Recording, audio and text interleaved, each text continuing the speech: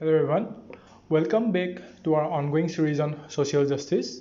So we have started with the vulnerable sections of our Indian society, and in our last videos we have covered on scheduled caste, scheduled tribes, the minorities and the backward classes, right? So today we will begin with another vulnerable section of our Indian society, that is the women. Okay, so in my earlier videos I have said that this topic is very important because often in the exam question comes from this section, either in the form of essays, right, or in GS paper 1 there is a section called as the Indian society, okay, or in GS paper 3, also GS paper 3 in the economy section, okay, various informal sectors. There is a part in your syllabus about informal sectors, okay. Now various women community are indulged in those in informal sectors, okay. So this topic is very broad and can have multiple applications, right? Okay, so we know that India has been a patriarchal society, right? Patriarchal means the main authority is from the father's side, okay. And because of this also there is obviously a biological difference, okay, biological and physical difference between the men and women, and because of this gender equality is often treated as natural, okay. But here we have to see that there is a difference between gender and sex, right? So sex may be a natural difference or it is a biological difference between the men and women, but the term gender is basically a social term, right? It is not a biological or natural term, okay. So any inequality in form of gender, okay, which is imposed socially is not acceptable, right? Because there is no any biological reasons that can explain why so few women are found in positions of public power, okay. Nor there is any biological explanation why women generally receive a smaller or no share in the family property in most of the societies, right? Okay, so we have seen that the women community has been facing discrimination, right?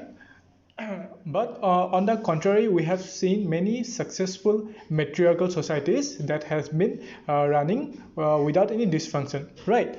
So the question arises: if women were biologically unfit, okay, if women were biologically unfit to be inheritors and heads of the families, then how these matrilineal societies were working, right? For example, you can see the successful examples belongs to our Khasi community of Meghalaya, okay, so it is a matrilineal community. Then again there is the Nayars of Kerala, right?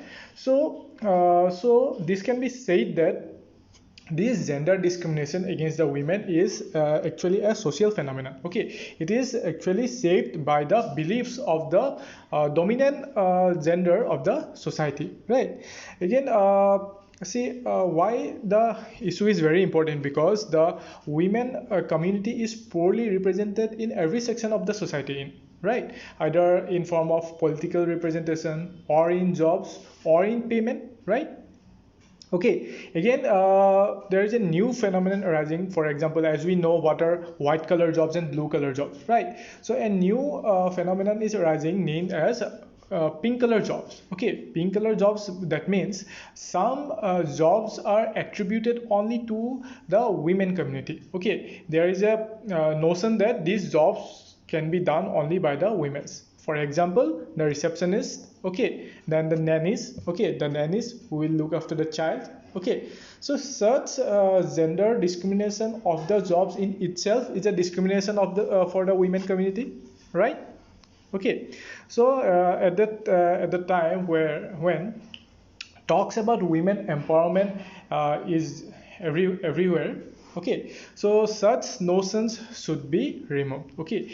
Again, in India often the girl child is often considered as liabilities. Liability means অসমীয়াত ধাৰ বুলি কোৱা হয়, okay, whereas the son, okay, the male child is considered as an asset, right? So this very thinking is there in our Indian society, which is directly highlighted in the discrimination towards the women community, okay. That's why the women community need a major reform, right? So there should be a major reform for the Constitution of India has have formulated various provisions, okay, for the safeguard of this of the women community, right? So you can see in the screen accordingly. Article 15 subclause 3, okay, it allows the state to make special provisions for women and children, right? Then several acts such as Dowry Prevention Act have been passed, including the most recent one of the Protection of Women from the Domestic Violence Act of 2005, right? Then article 23, article 39, article 40, 42, 44, okay. So here you see article 44 urges the state to implement a uniform civil code. Okay, uniform civil code means in all religions. We know that there are multiple of religions in our country, right? So this uniform civil code means a single law which is accepted in all the religions, right? So if a single law is there for all the religions, okay, then less discrimination will be faced by the women, right? Okay, that is here written, you can see that is Indian nation and uniform civil code, that is Indian nation, and no community could claim to be as a separate entity on the basis of religion, right? So apart from the constitutional measures, various policies, schemes, mechanisms and bodies are constituted as a safeguard against the women vulnerability, right? Accordingly, the National Commission for Women, okay, it was constituted. So it is a statutory body constituted in 1992 under the National Commission for Women Act 1990. Okay, statutory body means it is formed by the Act of the Parliament, right? Then Rashtriya Mahila Kosh, whose main objective was to provide microcredit to the poor.